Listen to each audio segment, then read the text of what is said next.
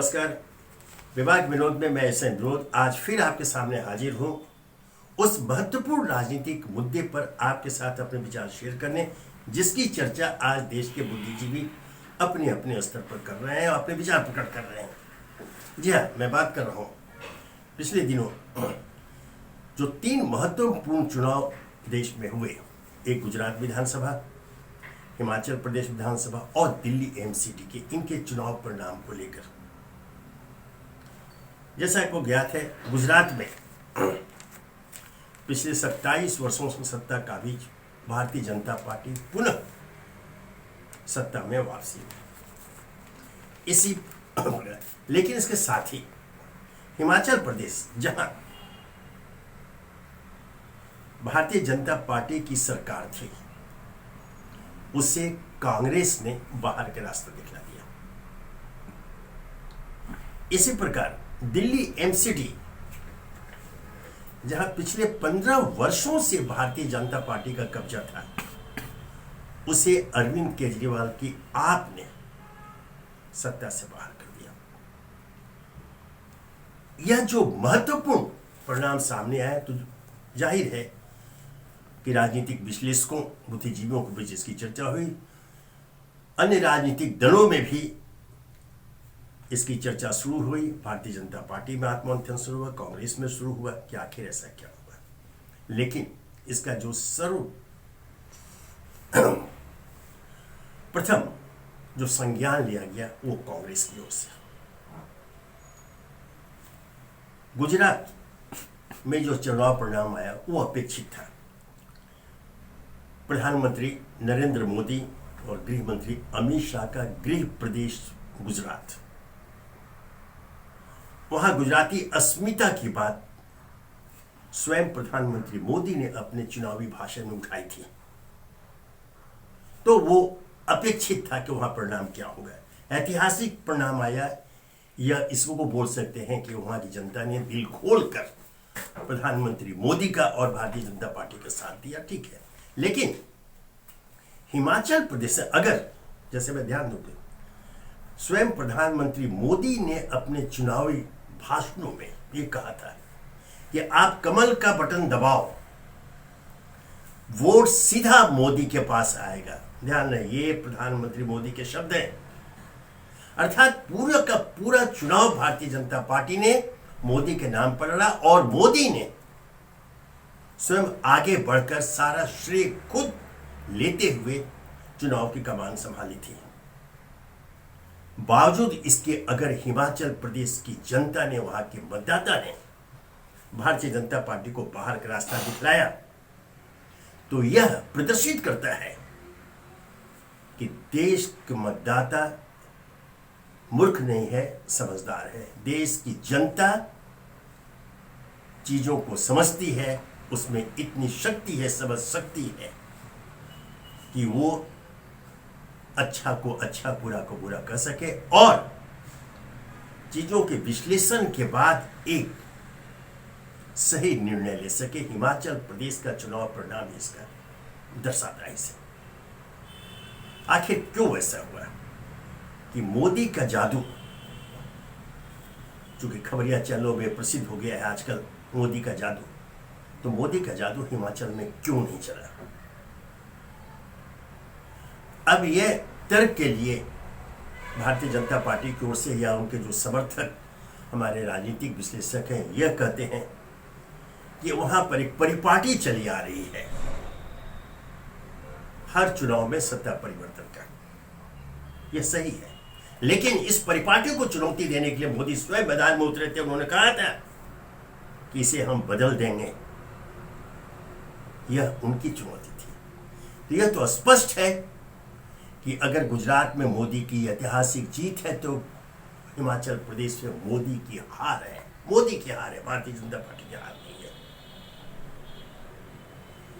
यहां यह प्रश्न फिर से खड़ा होता है कि आखिर हमारा लोकतंत्र जा किधर रहा है।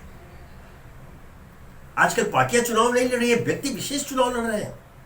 जी हाँ, भारतीय जनता पार्टी में अगर नरेंद्र मोदी को सामने खड़ा किया गया है, तो कांग्रेस में राहुल गांधी को खड़ा किया जाता है। पार्टी संगठन कहीं नहीं। यह अत्यंत ही खतरनाक है लोकतंत्र के भविष्य के लिए। ऐसा नहीं होना चाहिए, ध्यान रखें।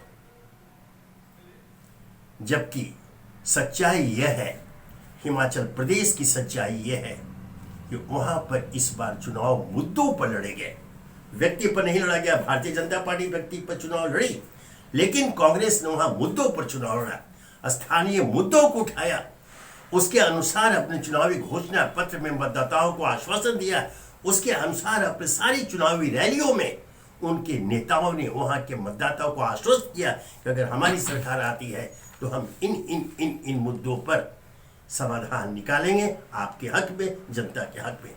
जनता ने अर्थात मतदाता ने उनका विश्वास किया, वहां मुद्दों पर हुआ। यह लोकतंत्र के लिए एक शुभ संकेत है।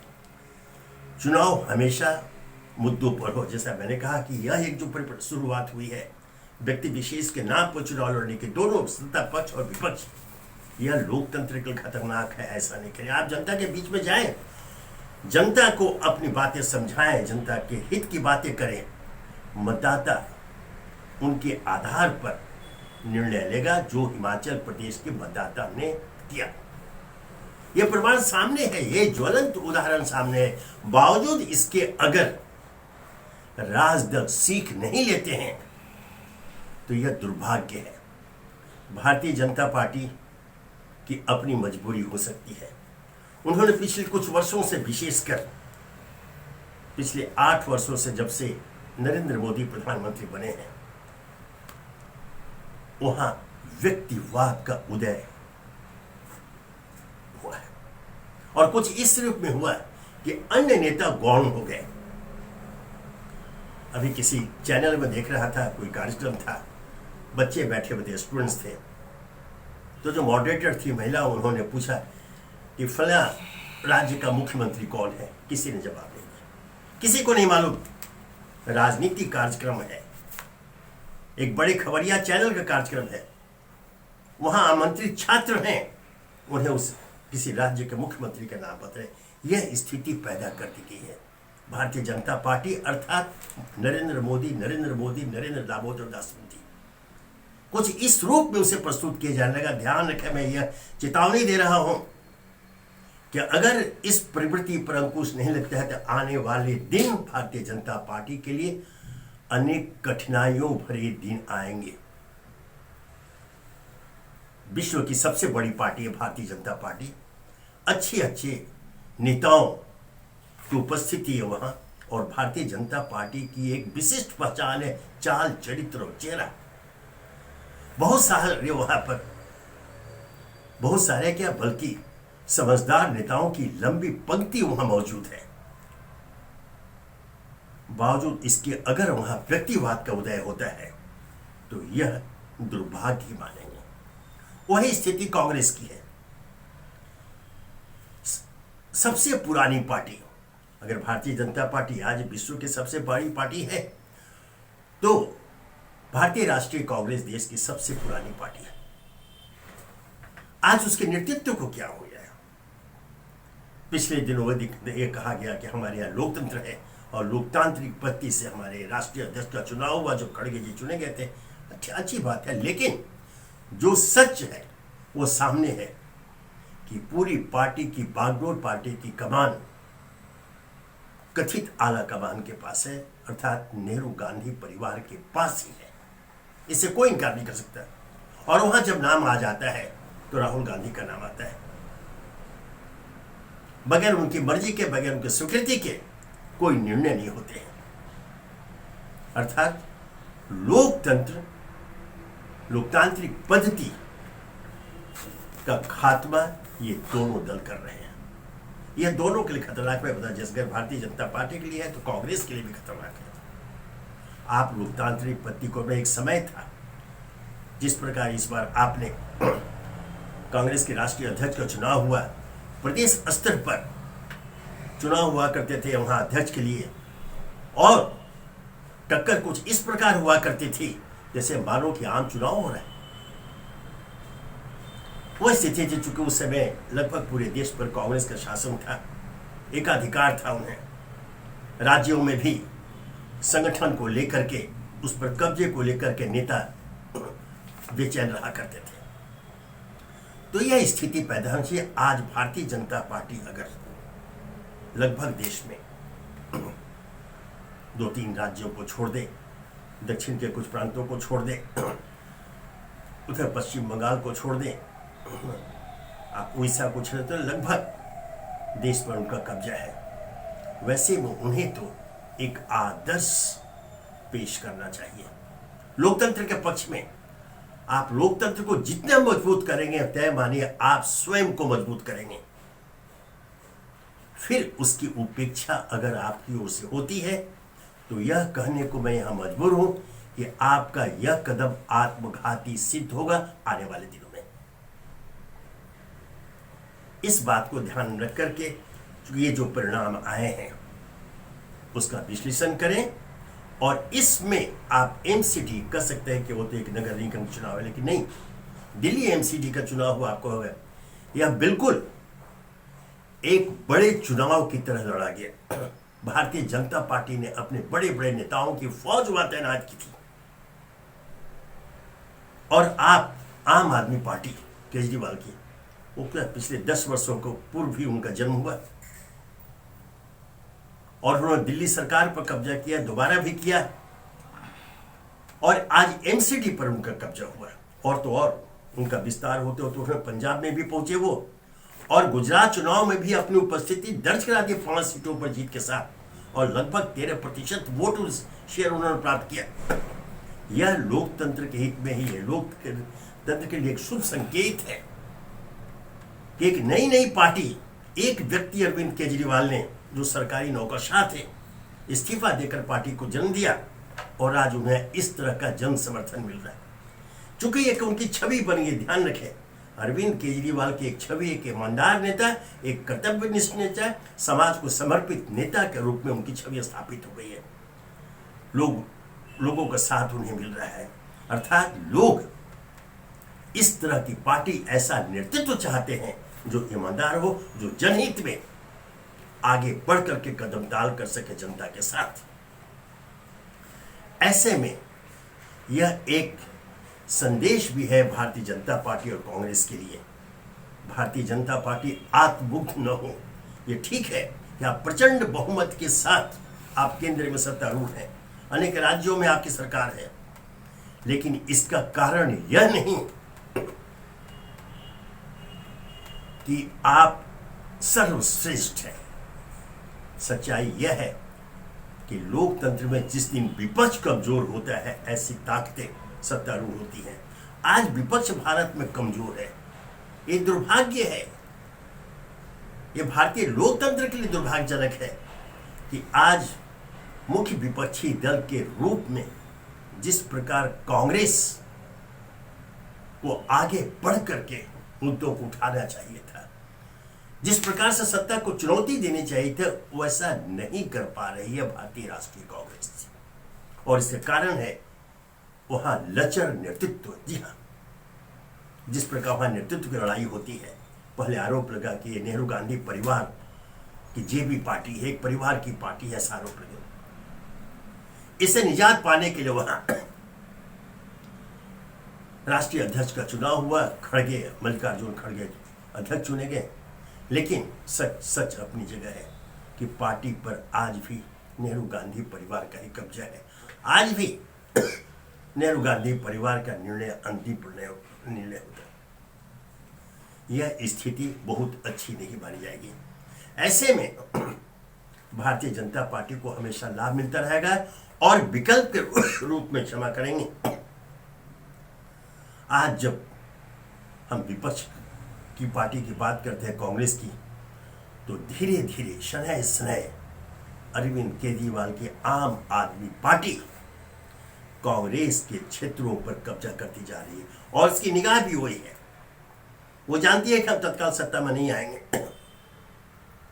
अभी दिल्ली दूर है उनके लिए, वो अच्छी तरह अरविंद केजरीवाल जानते हैं, लेकिन उनकी सारी रणनीति इस सच्चाई को ध्यान में रखते हुए बनाई गई है कि प्रमुख विपक्षी दल के रूप में कांग्रेस को अपदस्थ कर वह स्थान आम आदमी पार्टी को मिल जाए, ताकि आने वाले दिनों में भारतीय जनता पार्टी के साथ उनका सीधा मुकाबला हो, वो सीधे सीधे भारतीय जनता पार्टी को चुनौती दे सके। उनकी रणनीति ही है और इसमें उन्हें सफलता मिलती दिख रही है। गुजरात में मात्र 5 सीट मिली 13% वोट में, लेकिन एक कम बात नहीं है। जैसे मैंने कहा कि 10 वर्ष पूर्व, सिर्फ 10 वर्ष पूर्व दिल्ली में एक व्यक्ति द्वारा शुरू की गई पार्टी आज 2 राज्यों में उनकी सरकार है और एक तीसरे राज्य गुजरात दूर, वहां पर अपनी उपस्थिति दर्ज करा दी। आज गोवा में उनके विधायक हैं। अर्थात अब वो एक राष्ट्रीय पार्टी के रूप में स्वयं को स्थापित करने की ओर कदम डाल कर रहे हैं। यह लोकतंत्र के हित में है, लेकिन चूंकि प्रतिद्वंद्विता होती है और हमारी चिंता कांग्रेस को लेकर इसलिए होती है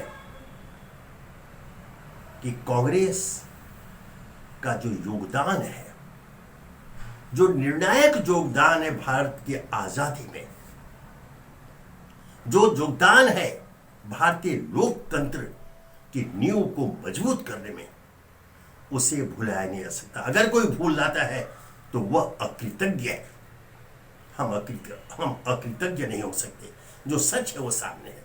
इसलिए हमारी चिंता कांग्रेस को लेकर के होती है कि आज उसकी जो स्थिति है, मैंने कहा, मैं दोहरा दूं कि लचक नेतृत्व के कारण आज उसकी ओर से जन समर्थन खिसकता जा रहा है। यह एक सच है, कड़वा सच है। इसे हृदयस्थ कर कांग्रेस नेतृत्व आत्मचिंतन करे और सही निर्णय ले, जनता के बीच में जाए, उन्हें समर्थन मिलेगा। आज राहुल गांधी की पद यात्रा इसका प्रमाण है। जिस प्रकार वो लोगों के बीच में जा रहे हैं, इसे आप एक जनसंपर्क अभियान भी कर सकते हैं। उसके अच्छे परिणाम सामने आने शुरू हुए हैं। आप हिमाचल प्रदेश के चुनाव परिणाम को भी उससे जोड़ सकते हैं। ध्यान रखिए, आज कांग्रेस यह विश्वास दिलाने में सफल होती जा रही है पुनः जनता के बीच कि वह भारतीय लोकतंत्र में मौजूद है और मजबूती के साथ मौजूद है। कोई भी अगर लोकतंत्र के अस्तित्व के साथ खिलवाड़ करने की हिमाकत करता है तो उसका जवाब देने में कांग्रेस समर्थ है। यह संदेश कांग्रेस की ओर से दिया जा रहा है। इसका स्वागत होना चाहिए। लेकिन मैंने फिर जैसे कहा कि अहंकार से दूर रहकर जनहित के पक्ष में आप सड़कों पर निकले, जनता के बीच जाएं, जनता को इस बात के एहसास दिलाएं कि हम आपके हैं, आपके साथ हैं, आपके बीच में खड़े हैं। जनता का समर्थन आपको मिलेगा। अब साल सवा साल बचे हुए हैं अगले आम चुनाव में 2024 के। वो एक बहुत बड़ी चुनौती होगी भारतीय जनता पार्टी के लिए और स्वयं नरेंद्र मोदी के लिए। चूंकि जैसे मैंने कहा कि स्वयं मोदी जी ने ये पूरे भारतीय जनता पार्टी को एक मोदी नाम दे डाला है। वो स्वयं इस बात को प्रचारित करते हैं कि कमर पर दबाया हुआ बटन मोदी के पास वो वोट पहुंचता है। यह अच्छी बात नहीं है, लेकिन अब इस जाल में फंस के अब निकल नहीं सकते हैं। अब वो अपने पैर पीछे नहीं खींच सकते। उन्हें इसी नाम पर वोट मांगना है। इसलिए अब उनकी साख भी दांव पर है, लगेगी 2024 में। लेकिन जिस तरह से बिखरा हुआ विपक्ष है, मैं बार बताता हूं, इस बिखरे विपक्ष का लाभ भारतीय जनता पार्टी को मिलता है। कई स्तर पर प्रयास हुए, लेकिन अब तक विफलता मिली है। विपक्षी एकता की पुनः प्रयास किए जा रहे हैं। परिणाम क्या होगा कहना मुश्किल है, लेकिन अगर विपक्ष एकजुट होकर एक मंच पर आता है और एकजुट होकर भारतीय जनता पार्टी को 2024 में चुनौती देता है तो स्थिति भारतीय जनता पार्टी के लिए विषम हो जाएगी। यह तो तय है और यह भारतीय जनता पार्टी का नेतृत्व भी इस बात को जानता है। इसलिए उनका जो प्रयास हमेशा यह रहा है कि विपक्ष कभी एकजुट न हो पाए। वो अपने स्तर पर अंदर खाने उनकी कार्रवाई शुरू रहती है। विपक्षी एकता के मार्ग में अवरोधों पैदा करने के लिए कांग्रेस सहित अन्य विपक्षी दल और जो क्षेत्रीय पार्टियां, जो मजबूत क्षेत्रीय पार्टियां हैं, चाहे ममता बनर्जी की तृणमूल कांग्रेस हो या अखिलेश यादव की समाजवादी पार्टी हो या झारखंड मुक्ति मोर्चा हो हेमंत सोरेन के, या नीतीश कुमार के जेडीयू हो या दक्षिण के अन्य दल हो, ये सभी इस तथ्य को समझ लें, क्योंकि एक जो खतरा है आज, हो सकता है गलत हो यह आकलन, आज बुद्धिजीवियों का, तटस्थ बुद्धिजीवियों का, निष्पक्ष बुद्धिजीवियों का आकलन यह है कि अगर तीसरी बार नरेंद्र मोदी के नेतृत्व में भारतीय जनता पार्टी की सरकार केंद्र में बनती है तो सबसे कि यह आकलन गलत साबित हो, लेकिन ऐसी चर्चा है। आजकल का बहुत सारे विशेषण के साथ खबरिया चैनलों को नवाजा जाता है ना, दंडवत मीडिया और गोदी मीडिया, वहां ये बातें सामने नहीं आती है। यह जो सोच जो लोगों के बीच में, जनता के बीच में कायम है, उसे प्रकट नहीं किया जाता है, लेकिन ये सच्चाई है कि ऐसी सोच जन्म ले चुकी है। तो इसका निराकरण तो होना ही चाहिए, और इसका निराकरण एक ही समय, एक ही वार में किया जा सकता है, जब सभी विपक्षी दल एकजुट होकर एक मंच पर आकर आगामी आम चुनाव में भारतीय जनता पार्टी को चुनौती दे। यह सरल है, क्योंकि सभी जो क्षेत्रीय दल के नेता हैं वो अपनी हैसियत जानते हैं कि वो अपने प्रभाव क्षेत्र तक सीमित है, और राष्ट्रीय स्तर पर विपक्ष में किसी दल का कोई प्रभाव है, उनकी मौजूदगी है, तो वो कांग्रेस है। उसका नेतृत्व उन्हें स्वीकार करें, उसमें क्या दिक्कत है? आपके अस्तित्व पर, आपके प्रभाव क्षेत्र में कोई असर तो पड़ने नहीं जा रहा है, बल्कि वृद्धि होगी। आपकी मौजूदगी राष्ट्रीय स्तर पर आपकी भी मौजूदगी हो जाएगी। ऐसे में यह किसी दल विशेष के हित की बात नहीं है, यह लोकतंत्र के हित के पक्ष में होगा कि विपक्षी दल एकजुट होकर 2024 का चुनाव भारतीय जनता पार्टी के खिलाफ लड़े। और यह संदेश भारतीय जनता पार्टी के जाएगा जो लोकतंत्र के हित में होगा। फिर दोहरा दूं, यह किसी पार्टी विशेष के समर्थन में या विपक्ष में बात नहीं है, यह लोकतंत्र के हित में बात की जा रही है। क्योंकि सत्ता पक्ष को भी हमेशा इस बात का एहसास होना चाहिए कि जनता की नजरें, विपक्ष की नजरें हमारे ऊपर लगी हुई हैं। उसे इस बात का एहसास होगा, तभी वे ऐसा कोई कदम नहीं उठाएंगे, उठाने में हिचकेंगे जो जनहित के विरुद्ध हो। भारतीय जनता पार्टी, मैं जैसा कहा कि उनके नेतृत्व में समझदार लोगों की फौज खड़ी है। वे इस हकीकत को जानते हैं, और यही कारण है, यह कहने में तनिक भी हिचक नहीं, कि पिछले 8 वर्षों में भारतीय जनता पार्टी की केंद्र सरकार ने राष्ट्रीय स्तर पर जिन कल्याणकारी योजनाओं को तैयार किया, जिसे अमल में लाया, उसका सीधा सीधा लाभ देश की विशाल गरीब वंचित तबके को मिल रहा है, जिनकी ओर ध्यान नहीं दिया जाता। पहले योजनाएं बनती थी, जो पहले से जो सामर्थ्यवान है उस वर्ग के हित में वो योजनाएं बनती थी। आज योजनाएं बन रही हैं पिछले 8 वर्षों में देश के जन सामान्य वंचित वर्ग के हित में। यह एक अत्यंत कारगर कदम भारतीय जनता पार्टी नेतृत्व की ओर से उठाया गया है। इसका लाभ उन्हें चुनाव में मिलता रहा है और आने वाले दिनों में मिलेगा, इसमें कोई दो मत नहीं है। अब विपक्ष के रूप में अगर इसकी काट की तलाश विपक्षी दल करते हैं तो ये एक ही है कि वे जनता के बीच में जाए, अपना जन संपर्क बढ़ाए और विपक्ष के रूप में अपनी भूमिका से उन्हें अवगत कराए, अपनी सार्थक सकारात्मक भूमिका से उन्हें अवगत कराए। आपको समर्थन मिलेगा।